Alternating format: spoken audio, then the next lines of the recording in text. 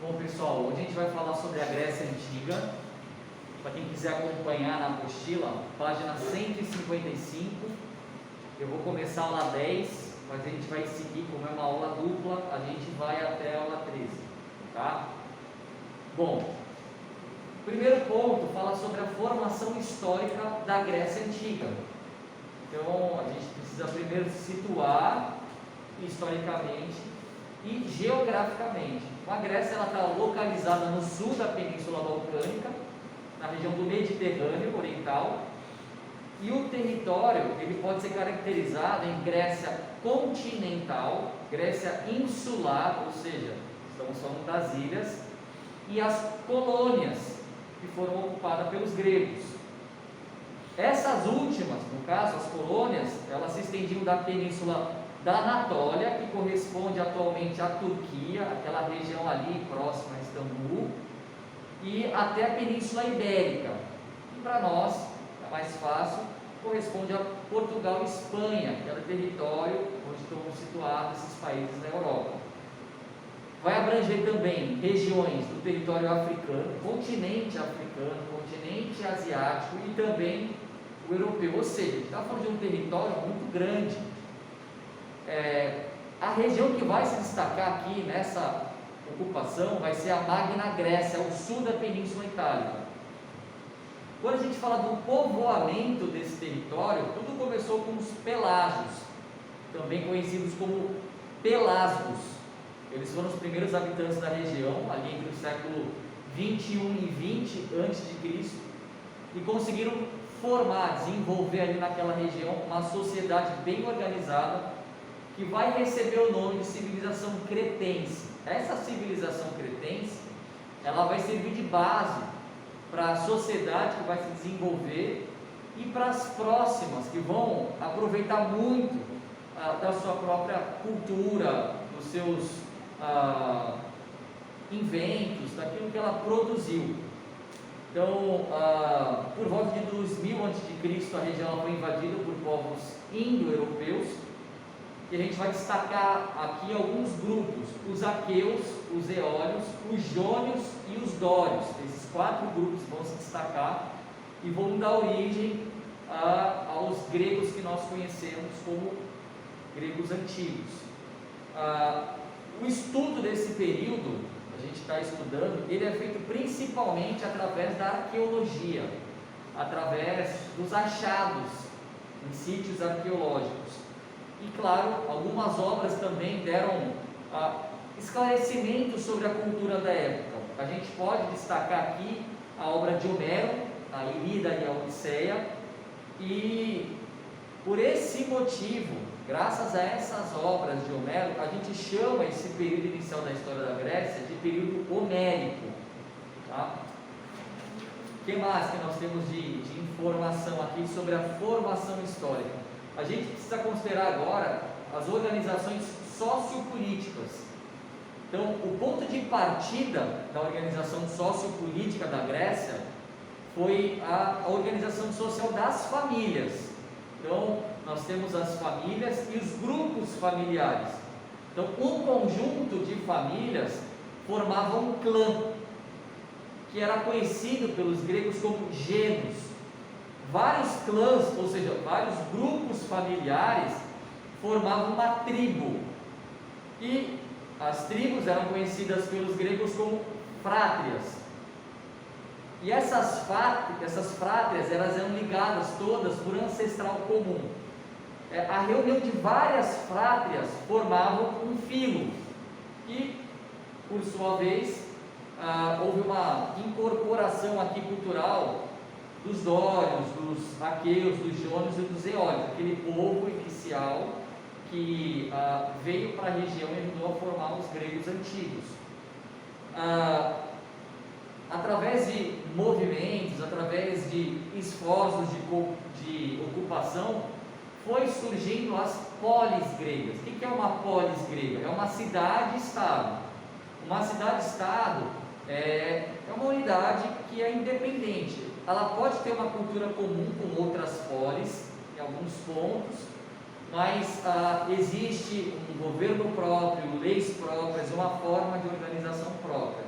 Então, uma polis é uma cidade-estado independente. Então, essas cidades, elas eram autônomas, elas não eram somente um centro religioso, mas elas se constituíam de um centro político, um centro cultural. A partir desse momento, o elo que juntava os gregos da antiguidade, ele passou a ser essencialmente cultural. Então, existem várias polis, existem pontos culturais em comum, mas a gente vai perceber, quando destacar duas das principais polis, que existem diferenças na forma de organização. Quando a gente fala de formas de governo, as formas de governo de cidade, estado, elas variavam. Em Atenas, por exemplo, nós observamos uma transição de governo. Nós temos uma monarquia, ou seja, um rei governando. A palavra mono, ela já remete a um, e um principal, um governante, no caso. Depois nós temos as oligarquias. A palavra oligoi no grego é melhores, então a gente está falando do governo dos melhores. Depois nós temos a tirania, um governante que vai assumir e que geralmente ele vai governar a revelia, independente quase dos demais poderes que existem. E aí ele vai beneficiar um grupo, geralmente grupo mais negligenciado, que geralmente é o mais volumoso, para permanecer no poder. E nós temos finalmente na Grécia Antiga, na cidade de Atenas, a polis de Atenas, a democracia. No caso de Atenas, a democracia experimentada pelos antigos gregos daquela região é muito diferente da democracia que nós temos hoje. Hoje nós temos uma democracia indireta, uma democracia representativa. Nós escolhemos aqueles que irão nos representar e esses que farão as leis, que fiscalizarão os atos do governo e que, de certa forma, votarão as propostas do governo e criarão suas próprias propostas. Então nós escolhemos os deputados, que são aqueles que vão, e senadores, que são aqueles que vão criar as leis, que vão fiscalizar os atos do governo. Nós escolhemos o presidente que vai governar e a gente chama isso de democracia porque é uma democracia, mas é uma democracia representativa. O que tinha na Grécia Antiga era uma democracia direta. Então todos os cidadãos, eles tinham direito a votar os projetos. Agora, é claro, cidadão nesse contexto é uma minoria, corresponde a mais ou menos 10% da população que vive na região. Escravo não é cidadão, mulher não é cidadã, cidadão é filho de pai e mãe ateniense nascido em Atenas, então você já limita bastante o número de cidadãos, aqueles que têm direitos políticos. Então na Grécia Antiga, a gente falou da polis de Atenas, nós temos aqui uma variedade, uma mudança na forma de governo no decorrer do tempo, tá? Existem outras cidades-estados que a gente vai ver com mais calma, principalmente a cidade-estado, polis grega de Esparta. Então a gente vai trabalhar mais essas duas regiões. As polis, elas eram aliadas nos momentos de conflito, mas elas tinham, como eu já disse, autonomia, tá? No caso de Atenas, existia um forte domínio comercial sobre o mar Mediterrâneo. A gente já vai falar um pouquinho mais sobre a questão de Atenas. Antes, eu quero enfatizar um pouquinho da polis de Esparta, para a gente começar a situar e perceber as diferenças. No caso da polis de Esparta, a história ela vai se caracterizar por uma sucessão de hegemonias de cidade-estado. Então duas vão se destacar, Esparta e Atenas. No caso de Esparta, a região ali ocupada vai ser a região da Lacônia, ou seja, o sul da península do Peloponeso. Os espartanos, eles vão ser descendentes de um daqueles 4 povos que eu citei: os aqueus, os eólios, os jônios e os dórios. Eles são descendentes diretos dos dórios e eles vão se caracterizar pela prática da atividade agrícola e militar. Então eu já vou falar um pouco sobre isso. As leis, elas vão trazer uma organização social E a Esparta, ela tinha por finalidade fortalecer o aspecto bélico. Eles queriam criar guerreiros para o Estado. Diferente de outras organizações políticas, em Esparta especificamente, o governo ele não funciona para o bem do cidadão, para o cuidado do cidadão, voltado para o cidadão. Aqui a política é inversa. O cidadão é quem serve o Estado, e não o Estado que serve o cidadão.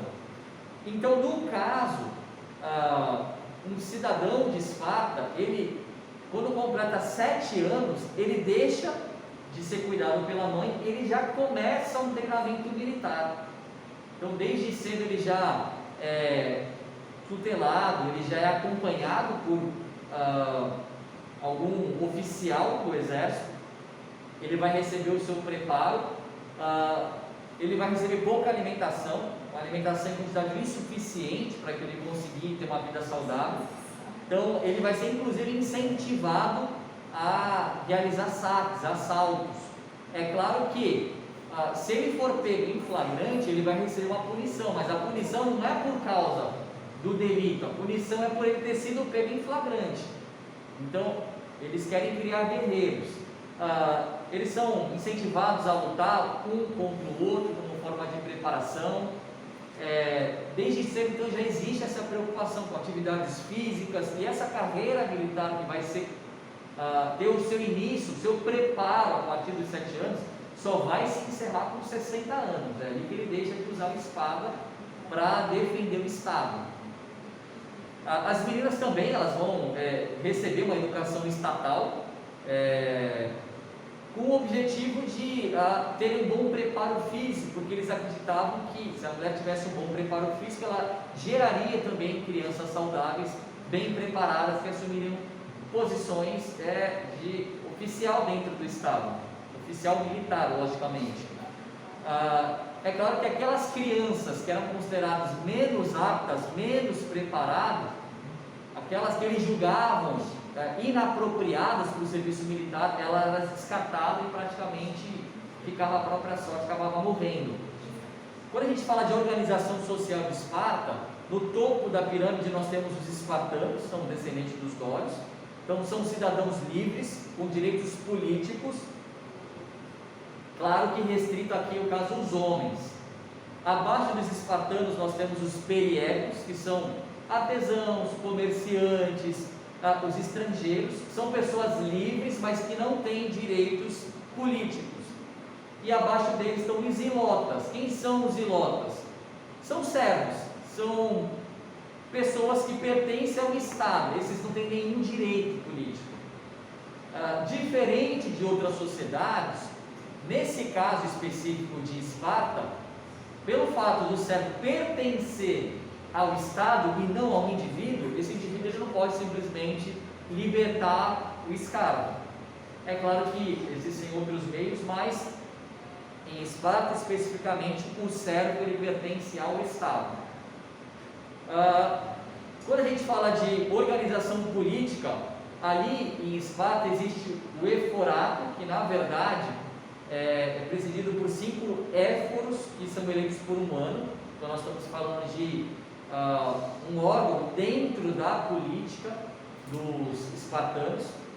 Nós temos a diarquia. O que é a diarquia? Eu expliquei que em Atenas nós temos a monarquia. A monarquia é um rei. No caso de Esparta é diarquia, são 2 reis. Cada rei acaba assumindo uma função mais política, outra uma função mais religiosa. E é claro que em tempos de guerra eles vão se desdobrar para também assumir a função militar. A diarquia, então, são 2 reis. Nesse caso, o cargo ele é hereditário e vitalício, para a vida inteira. Existe a gerúsia, que é outro órgão, que é formado por 28 anciãos e que também é vitalício. E existe a ápela, que é composto por todos os cidadãos, ou seja, homem é considerado descendente dos dórios e que são os espartanos, né? Com mais de 30 anos de idade. Ali são feitas reuniões mensais e eles vão escolher, por exemplo, os anciãos que vão ter um cargo vitalício, e os éforos, que vão ser eleitos ali por um mandato de 1 ano. Então, o último ponto que eu quero falar aqui é sobre a polis de Atenas, tá? No caso de Atenas, eles vão ocupar a região da Ática, no sudoeste da Grécia, parte continental. A cidade de Atenas, ela vai ter alguns problemas geográficos, então o solo vai ser pouco propício para a prática da agricultura. Então, eles vão se desenvolver desde cedo a atividades mercantis, eles vão se dedicar às atividades mercantis.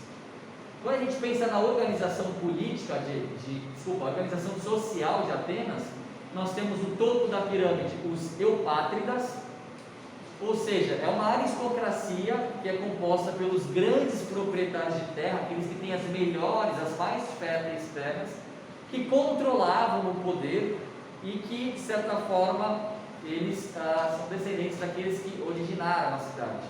Abaixo dele nós temos os Gergoi, que são os pequenos proprietários de terra. Eles têm terra, mas não são as mais prósperas, as mais férteis. Abaixo dele existem os metecos, que são estrangeiros, aqueles que não têm direito algum à cidadania, que vão se dedicar a atividades mercantis e artesanais. E abaixo deles os escravos. Os escravos geralmente eram prisioneiros de guerra, mas podia existir escravidão por endividamento. Então, por exemplo, se eu, num período de seca, não produzir o suficiente para me sustentar minha família, eu posso pegar um empréstimo, por exemplo, com um eupátrida, um aristocrata que teve um período de, pelo menos, fartura comparado àquilo que eu produzi. Então eu pego um empréstimo, se depois eu não tenho condições de pagar, eu perco a minha propriedade e depois até mesmo a minha liberdade, como forma de quitar a dívida que eu contraí. Então existia a escravidão por endividamento, e esse era um grande problema social dentro da polis de Atenas. Existiam os metecos e os escravos, então, eupátridas, gergoi, metecos e escravos. A educação ateniense, diferente da espartana, que era totalmente voltada para a guerra, ela era mais intelectual. Então, existia a parte física? Existia, mas o destaque, a ênfase está na formação intelectual. Então, a lei, ela exigia que os pais oferecessem educação aos filhos, e as escolas eram particulares. Então, aquele que tinha mais renda escolhia as melhores escolas e pagava para um mestre poder ensinar o seu filho. Existia também a figura do pedagogo, tá? O que é pedagogo? A junção de duas palavrinhas, paidós e agogos, que é cuidador de criança. Na verdade era um escravo, geralmente mais velho, que conduzia a criança para um ambiente de aprendizado. Ele era responsável pela formação moral, pelo cuidado para que a criança ela aprenda ali que está sendo oferecida de educação no ambiente, levava a criança até o lugar. Então, geralmente as famílias mais ricas ofereciam a melhor educação para os filhos. Quando a gente pensa na política, então, após o período de formação da cidade, no qual houve um governo aristocrático, controlado inicialmente por reis, aos poucos esse governo foi passando por transformações. E é claro que isso tem a ver com as pressões sociais que haviam na polis de Atenas. Então a gente pode falar de Drácula, que foi um líder político, que vai criar leis escritas. Até então as leis eram orais. Ele vai reunir essas leis e vai pôr de uma forma escrita para que fosse clara para todo mundo. Depois Solon, um outro legislador, um outro governante, ele vai dividir os cidadãos em 4 classes, na verdade, de acordo com a renda. Ele vai acabar com esse critério do nascimento e vai dar possibilidade de ascensão para outros grupos da sociedade. É claro que essa amplitude, ela se alarga, mas ainda é insuficiente para envolver todos os que fazem parte das camadas mais baixas da sociedade. Então existe a possibilidade de ascensão, mas ainda é pequena. isso não significa que não houve um avanço.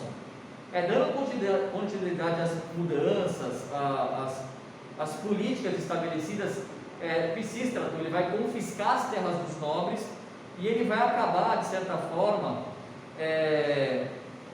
considerando que todos os cidadãos são iguais diante da lei. E aqueles critérios de hereditariedade, no caso, vão ser abolidos. Então, os privilégios que existiam, o direito de apelar à Assembleia, na verdade, ele vai querer igualar todos, pelo menos perante a lei. É verdade, mais uma vez, que o conceito de cidadania é um conceito bem restritivo. Então, lembrando que cidadão era só aquele filho de pai e mãe ateniense nascido em Atenas. Então, você já limita bastante aí a questão do direito à cidadania e os direitos políticos. O livro não fala, mas muitas mudanças, muitas leis foram criadas para tentar lidar com as demandas sociais. Foi criado cargos como o tribuno da plebe, que era um representante daquela classe mais popular. Ele podia, por exemplo, barrar leis que eram consideradas injustas, prejudiciais à classe mais pobre da sociedade. Enfim, várias coisas foram criadas. Existe uma proibição, por exemplo, do casamento entre uma pessoa pobre com um membro de uma outra classe. Eles vão acabar com isso por causa das pressões sociais. Muita coisa vai acontecer graças às leis que estão sendo estabelecidas aqui, tá bom? Bom, espero que tenha ficado claro para você. Eu quero, na verdade, fazer uma correção. Eu acabei falando de patrício e plebeu, me antecipei um pouco aqui, tocando um pouco dos romanos, desconsidero essa última parte, mas muitas leis foram criadas para trazer mudança para essa população. Eu quero que vocês façam atividades das páginas 155 até a página, deixa eu ver aqui, 158, tá? É para fazer como atividade de sala, e claro que provavelmente vocês não vão conseguir terminar na sala de aula, fica como lição de casa, tá bom? Página 155 até página 155 até a página 158, como lição de casa, tá bom? Um abraço para vocês e a gente se vê numa próxima. Qualquer dúvida é só perguntar. Finalize para mim, por favor.